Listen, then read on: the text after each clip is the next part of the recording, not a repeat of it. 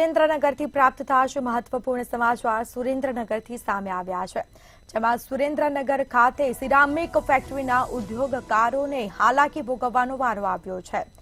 તો ઓવરબ્રિજની કામગીરીના કારણે ગેસની લાઇન તોડવામાં આવી છે અને જે ઉદ્યોગકારો છે તેઓ મુશ્કેલીમાં મુકાયા છે. થાનગઢ વગડિયા રોડ પર ઓવરબ્રિજની કામગીરી ચાલે છે. 20 થી વધુ સિરામિક ફેક્ટરીમાં ગેસ સપ્લાય બંધ થયો.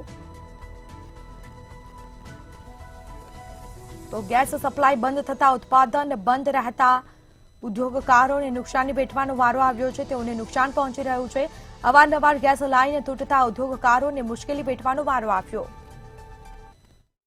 અરજીભાઈ પોરણિયા સિરામિક એસોસિએશન તરફથી બોલું છું.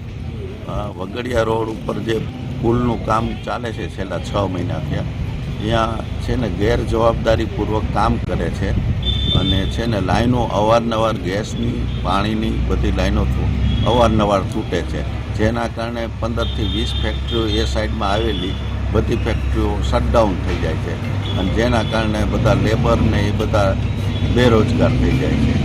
એટલે આનો કંઈ કાયદેસર ઉકેલ આવે એના માટે અમે અહીંયા આવ્યા છીએ.